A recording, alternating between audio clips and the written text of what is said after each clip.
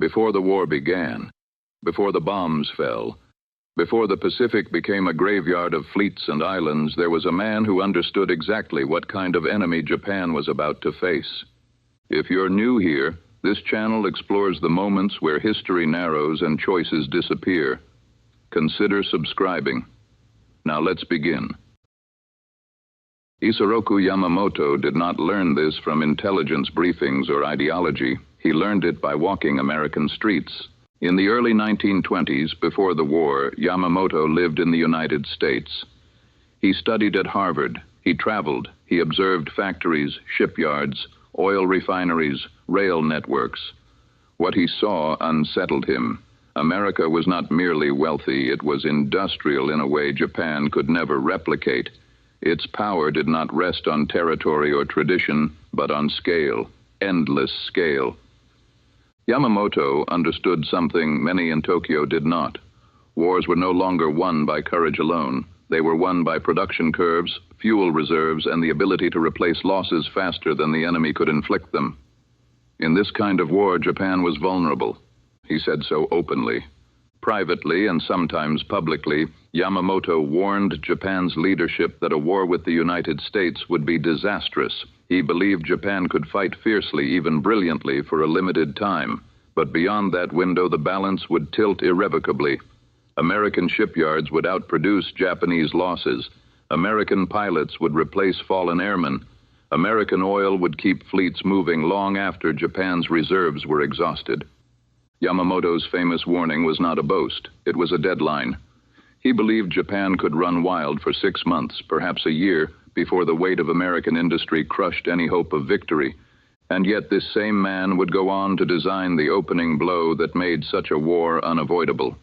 This is the paradox at the heart of Yamamoto's story. He was not a reckless nationalist. He was not blind to consequences. He was a realist, and realism is what led him down a darker path. By the late 1930s, Japan's leadership found itself trapped by its own ambitions. Expansion in China had already drawn condemnation. Sanctions tightened, oil supplies dwindled, diplomatic options narrowed. Retreat would have meant humiliation and political collapse. Advancement risked confrontation with powers Japan could not defeat in a prolonged conflict. Yamamoto opposed this trajectory. But once Japan committed to war as a matter of state survival, he reached a conclusion that would define everything that followed.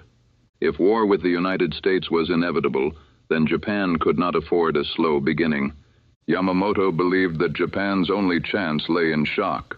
A decisive opening strike that would cripple the American Pacific Fleet, demoralize the public, and force Washington to negotiate before its industrial machine fully mobilized. This was not optimism. It was desperation shaped into strategy. The logic was cold and precise. America was powerful, but it was also distant. Its people were not accustomed to sudden, devastating attack. A catastrophic blow delivered without warning might fracture political will. It might buy Japan time. It might create space for a settlement. This thinking would lead directly to Pearl Harbor. But before that morning in December, something important happened. Yamamoto crossed a line from warning to execution.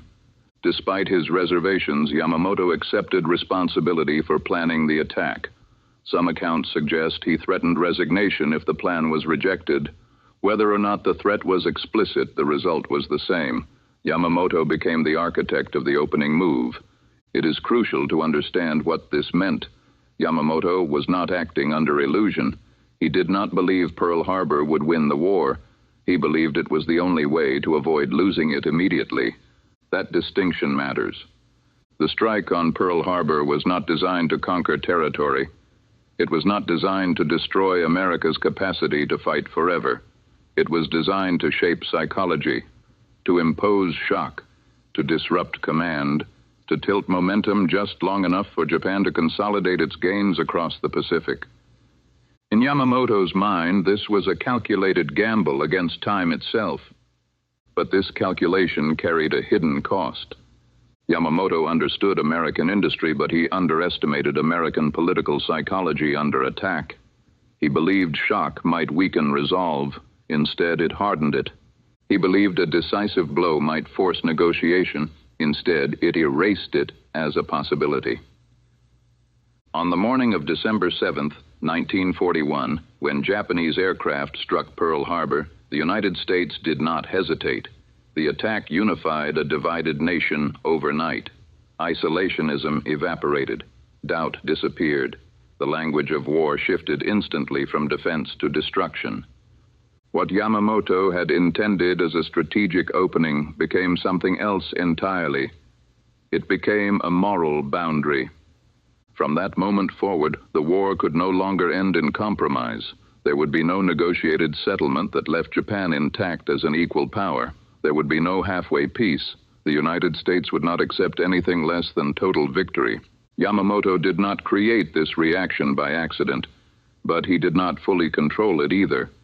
This is where the tragedy deepens. Yamamoto had seen America's capacity for war. He had warned against provoking it, and yet, when forced to choose between a slow strangulation and a sudden confrontation, he chose the latter, knowing full well what kind of enemy he was awakening. In doing so, he set Japan on a path with no safe exit. Pearl Harbor was not the start of the Pacific War in a military sense. Conflicts had already been raging across Asia, but psychologically, it was the beginning of a different kind of war, a war defined not by balance but by absolutes. For Yamamoto, the opening months seemed to validate his fears and his hopes. Japanese forces advanced rapidly. American defenses crumbled across Southeast Asia and the Pacific. The window he had predicted appeared to open, but windows close. By striking first, Yamamoto removed ambiguity from the conflict.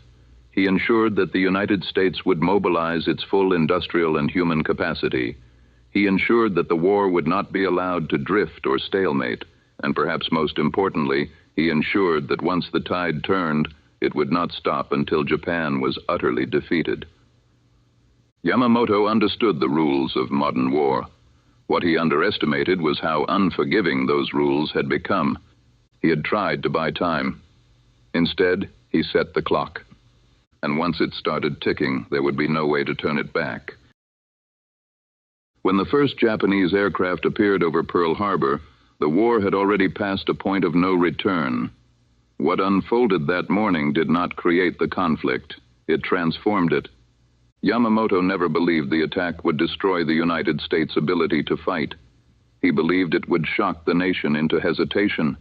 He believed that time, not territory, was Japan's most valuable resource. Pearl Harbor was meant to buy it. The plan was precise: cripple the Pacific Fleet, destroy battleships at anchor, neutralize American naval power long enough for Japan to secure its defensive perimeter across the Pacific.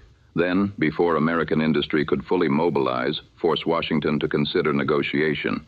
It was a gamble rooted in psychology. Yamamoto understood American strength, but he also understood American distance. The United States was separated from the Pacific theater by thousands of miles. Its people had not experienced war on their soil.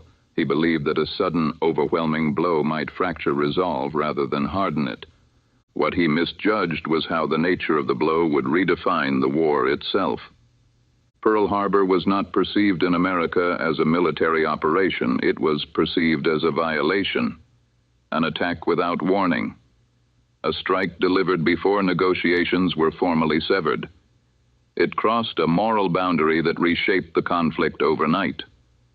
Within hours, ambiguity vanished. Political debate collapsed into unanimity. Isolationism evaporated. The language of policy shifted instantly from containment to eradication. This was no longer a war about interests or influence. It became a war about punishment and certainty. The United States would not seek balance. It would seek closure. In that sense, Pearl Harbor succeeded tactically and failed strategically at the same time. The Pacific Fleet was damaged but not destroyed. Aircraft carriers, the future of naval warfare, were not in port. Infrastructure remained intact. American industrial capacity was untouched. But psychologically, something irreversible had occurred. The attack unified the American public around a single, uncompromising objective. Japan would be defeated completely. Not negotiated with, not restrained, defeated. This was the consequence Yamamoto had feared most. Before Pearl Harbor, there existed a narrow space, however fragile, for diplomacy to survive alongside conflict. After Pearl Harbor, that space disappeared. Any American leader who entertained compromise would have faced political annihilation. The war could now end only in victory or catastrophe. Yamamoto had intended to shorten the war. Instead, he guaranteed its totalization. From this moment forward, every American action in the Pacific would be shaped by the assumption that Japan would fight until it could no longer do so. The objective was no longer to force concessions. It was to remove Japan's capacity to resist entirely. This shift mattered more than any ship sunk or aircraft destroyed that day. In Tokyo, early reports painted Pearl Harbor as a triumph. American battleships burned. The Pacific Fleet reeled. In early 1942, Japan's forces surged across Southeast Asia with stunning speed. For a brief moment, Yamamoto's prediction appeared to be coming true. Japan ran wild. But beneath the surface, the clock he had warned about was accelerating. American shipyards went into overdrive. Production schedules expanded beyond anything Japan could match. New carriers were laid down. Aircraft rolled off assembly lines in numbers that dwarfed Japanese output.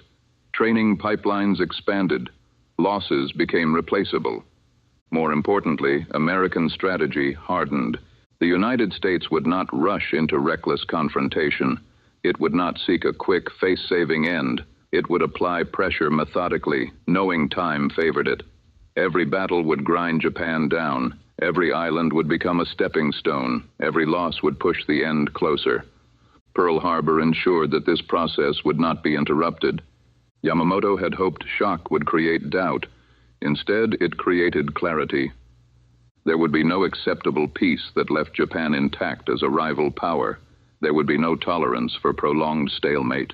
The war would not end when Japan tired of fighting. It would end when Japan could no longer fight at all. This was the war Yamamoto had unleashed. The irony is that Yamamoto understood this danger better than most. He had warned that once American industry was fully mobilized, Japan's fate would be sealed. By striking first, he ensured that mobilization would be absolute. The opening blow did not shorten the war, it defined its terms, and from those terms there was no retreat. As American strategy solidified and Japanese expansion reached its outer limits, the conflict entered a new phase. What began as a calculated gamble now demanded control. Control of space, control of tempo, control of the war's direction. That control would be tested sooner than Yamamoto expected, because the clock was still ticking, and soon Japan would lose its ability to shape how time itself moved. By the spring of 1942, the war Yamamoto had warned about was unfolding faster than even he had anticipated. In just a few months, Japan's forces had overrun vast stretches of Southeast Asia and the Pacific. Hong Kong fell, Singapore collapsed, the Philippines were pushed to the brink. From the outside, it appeared that Yamamoto's gamble had succeeded. Japan had seized territory at a speed no one had thought possible. But beneath the surface, the balance Yamamoto feared was already shifting. The United States had absorbed the shock of Pearl Harbor and moved past it. Its fleet was damaged, but not broken. More importantly, its industrial response was accelerating. New carriers were under construction. Aircraft production surged. Training programs expanded at a scale Japan could not match. Yamamoto knew this window would close quickly. If Japan was to have any chance of shaping the war's outcome, it needed another decisive blow. Not a raid, not a delay. A battle that would eliminate America's remaining carrier strength and restore Japanese control of the Pacific. That battle would come in June 1942, near a small, isolated atoll called Midway. Midway mattered not because of its size, but because of what it represented. It was a forward American outpost, a stepping stone toward Hawaii itself. Yamamoto believed that by attacking Midway, he could draw the U.S. Pacific Fleet into a decisive confrontation. If Japan could destroy America's carriers in one overwhelming engagement, it might regain strategic initiative and force the war back into a negotiable space. This was Yamamoto's last attempt to control time. The plan was complex, ambitious, and fragile. Japanese forces would strike Midway, forcing the Americans to respond. Meanwhile, Japan's carrier fleet would lie in wait, ready to annihilate the U.S. Navy when it moved to defend the island. But the war Yamamoto had started was already slipping beyond his ability to manage. Unbeknownst to him, American codebreakers had cracked key elements of Japan's naval communications. By late May 1942, U.S. commanders knew Midway was the target. They knew when the attack was coming, and they knew Yamamoto was attempting to force a decisive battle. For the first time in the war, the United States would meet Japan not in reaction but in preparation. On June 4, 1942, Japanese aircraft struck Midway Island. The attack inflicted damage, but it did not neutralize the base. More importantly, it failed to achieve surprise. As Japanese planes returned to their carriers to rearm, American dive bombers appeared overhead. In a matter of minutes, the balance of the Pacific War shifted. 4 of Japan's frontline aircraft carriers were destroyed. The loss was catastrophic. What made Midway so devastating was not just the ships themselves.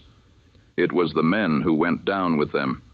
Japan lost a generation of highly trained naval aviators, pilots, and crew who could not be replaced. Their experience, honed over years, vanished in a single morning. The United States lost 1 carrier. Japan lost 4. From a distance, Midway might appear as just another naval battle. In reality, it was something far more consequential. It was the moment Japan lost the ability to dictate how the war would unfold. Before Midway, Yamamoto could still imagine shaping outcomes through decisive action. After Midway, Japan could only respond to American moves. Initiative passed permanently to the United States. This was the loss Yamamoto had feared from the beginning. American industry could replace ships. Japanese industry could not. American pilots could be trained in volume. Japanese pilots required years of preparation. From this point forward, every loss Japan suffered would be felt more deeply, and every American loss would be absorbed more easily. Midway did not end the war, but it ended Japan's control over it. Strategically, the implications were immediate. Japan abandoned plans for further expansion toward Hawaii. Defensive lines replaced offensive ambition. The war shifted from maneuver to attrition. Psychologically, the effect was just as severe. The aura of Japanese invincibility cracked. American commanders gained confidence. The Pacific War was no longer about survival. It became a question of how far and how hard the United States would push. Yamamoto remained in command, but the battlefield he now faced was fundamentally different from the one he had envisioned. The decisive battle he sought had come and gone, and it had not delivered negotiation or leverage. It had delivered exposure. The clock he had warned about was no longer theoretical. From mid-1942 onward, the war moved in only one direction. Island by island, the United States would advance. Each engagement would grind Japan down. Each loss would be harder to replace. Each step forward would tighten the noose. Midway marked the moment when Yamamoto's gamble collapsed under its own weight. He had tried to force the war into a shape Japan could survive. Instead, he had accelerated the very conditions that made survival impossible. The war had entered its irreversible phase. From here on, Japan could still fight, it could still inflict pain, it could still delay defeat, but it could no longer choose how the war would end. That choice had passed to the United States, and the consequences of that transfer of control would define everything that followed. By late 1942, the Pacific War had entered a phase neither side could escape. Midway had transferred control of the conflict to the United States, but it had not brought the war any closer to resolution. Instead, it revealed something far more troubling. Japan would not collapse quickly. It would fight on, even as its strategic position deteriorated. American planners understood this almost immediately. In August 1942, U.S. forces landed on Guadalcanal, marking the first major American offensive of the war. What followed was not a swift victory, but a brutal, grinding struggle that lasted 6 months. Both sides suffered heavily. Disease, hunger, and exhaustion claimed nearly as many lives as combat. Guadalcanal was not decisive because of territory gained. It was decisive because of what it revealed. Japanese forces did not retreat when defeat became inevitable. They fought until supply lines were severed, reinforcements were impossible, and survival itself vanished as an option. Surrender was rare. Withdrawal was often unthinkable. This pattern would repeat itself again and again. As the United States advanced across the Pacific through 1943 and 1944, island by island, the same reality emerged. Battles did not end when one side gained the upper hand. They ended only when the opposing force ceased to exist. The doctrine driving this resistance was not improvised. It was deeply ingrained. Japanese military culture emphasized endurance, sacrifice, and death before dishonor. These principles, once symbols of discipline, now hardened into obstacles that made the war increasingly impossible to end by conventional means. American commanders began to understand that the question was no longer how to defeat Japan. It was how much blood that defeat would cost. Nowhere was this clearer than at Iwo Jima. In February 1945, U.S. Marines landed on the small volcanic island, expecting fierce resistance but limited duration. Instead, they encountered a defense designed not to repel invasion, but to extract maximum casualties. Japanese forces had constructed an underground fortress of tunnels and bunkers, allowing them to survive bombardment and strike unexpectedly. The battle lasted over a month. Of the roughly 21,000 Japanese defenders, almost all were killed. Fewer than 1,000 were captured alive. American forces suffered nearly 7,000 dead and over 19,000 wounded. Iwo Jima was not an anomaly. It was a preview. Just weeks later, in April 1945, American forces invaded Okinawa, the largest and bloodiest battle of the Pacific War. This time, the stakes were even higher. Okinawa was not just another island. It was Japanese soil, a gateway to the home islands themselves. The fighting lasted nearly 3 months. More than 100,000 Japanese soldiers were killed. Tens of thousands of civilians died as well, many coerced or compelled into suicide by propaganda and fear. American casualties exceeded 12,000 dead, with over 49,000 wounded. For U.S. leadership, Okinawa shattered any remaining illusions. If Japan defended a peripheral island with such ferocity, what would happen when American forces landed on Kyushu or Honshu? If civilians were mobilized and sacrificed here, what resistance awaited on the mainland? By mid-1945, the pattern was undeniable. Each step closer to Japan increased casualties, not reduced them. Victory was advancing, but the cost was rising. The war was not moving toward exhaustion. It was moving toward annihilation. Japanese leadership, for its part, showed little willingness to alter course. Despite mounting losses, strategic collapse, and overwhelming American superiority, surrender remained politically and culturally unacceptable. Plans were developed to mobilize civilians, including women and children, for homeland defense. This strategy, known as Ketsugo, envisioned mass resistance against any invasion, regardless of the cost. For American planners, this was the most disturbing development of all. The Pacific War had become a conflict without an off-ramp. Traditional military logic no longer applied. There was no decisive battle that would force capitulation, no political faction capable of overriding military doctrine, no clear signal that Japan would surrender before total destruction. What had begun as a war of maneuver had transformed into a war of endurance, where survival itself became secondary to resistance. This reality reframed every remaining option. American leaders no longer asked how to defeat Japan. That question had been answered. They now asked how to end the war without destroying everything in the process.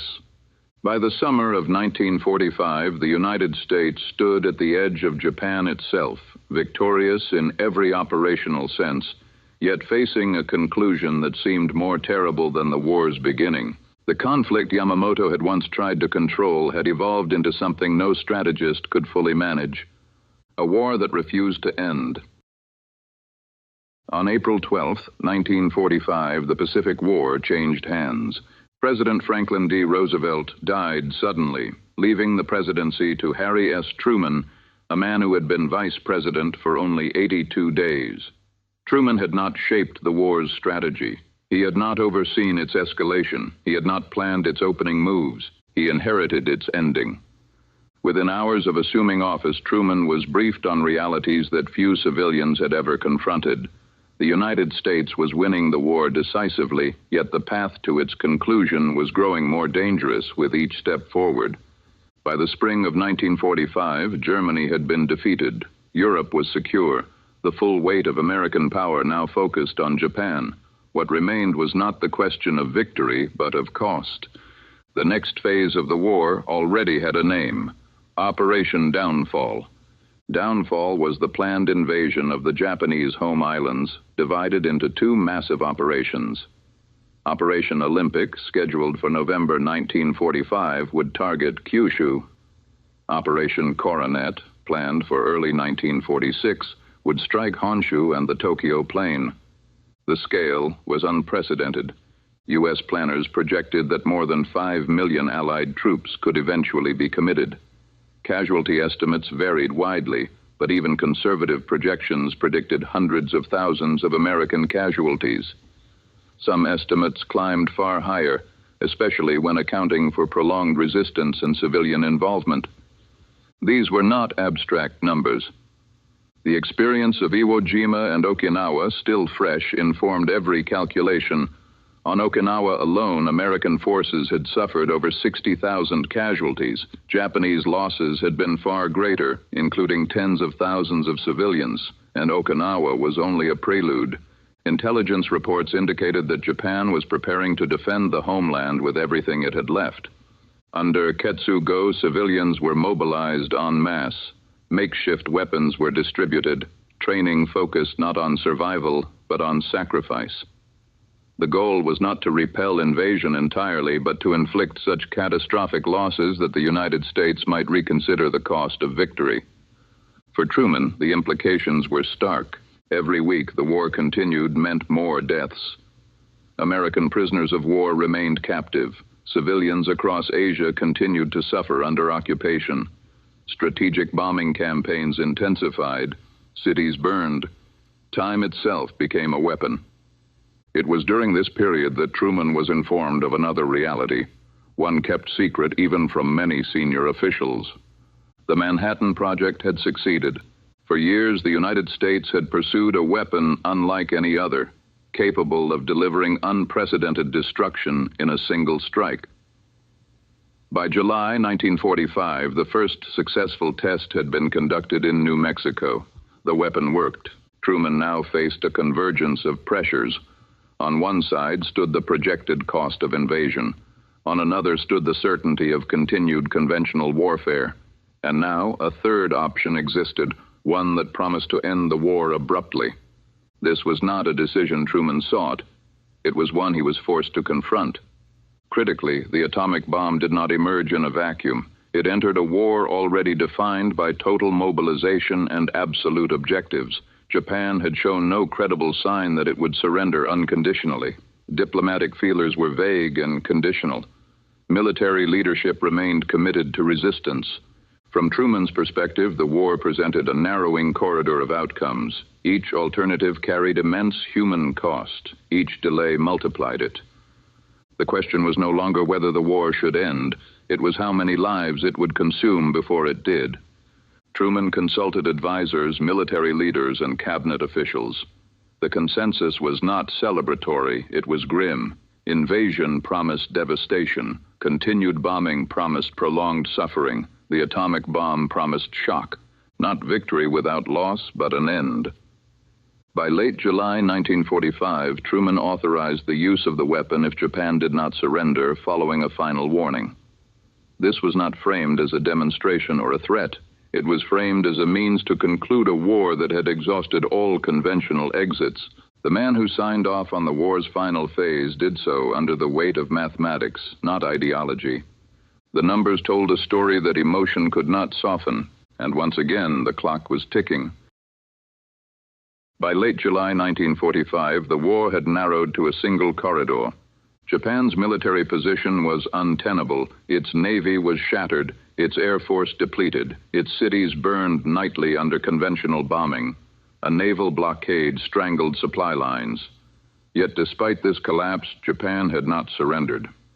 On July 26, 1945, the United States, Britain, and China issued the Potsdam Declaration, calling for Japan's unconditional surrender.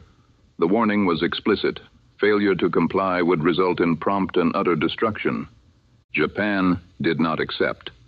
Within Japan's leadership, divisions remained unresolved. Some sought mediation. Others insisted on conditions that preserved military authority and imperial structure. No clear signal emerged that resistance would end. For Truman, delay meant only one thing: more fighting, more bombing, more death. On August 6, 1945, an American B-29 bomber dropped an atomic weapon on the city of Hiroshima. In seconds, the city was destroyed. Tens of thousands were killed instantly. Many more would die in the days and months that followed. The scale was unlike anything the world had seen. Yet even after Hiroshima, Japan did not surrender. 3 days later, on August 9, 1945, a second atomic bomb was dropped on Nagasaki. On the same day, the Soviet Union declared war on Japan and launched a massive invasion of Japanese-held territory in Manchuria. The pressure converged from every direction.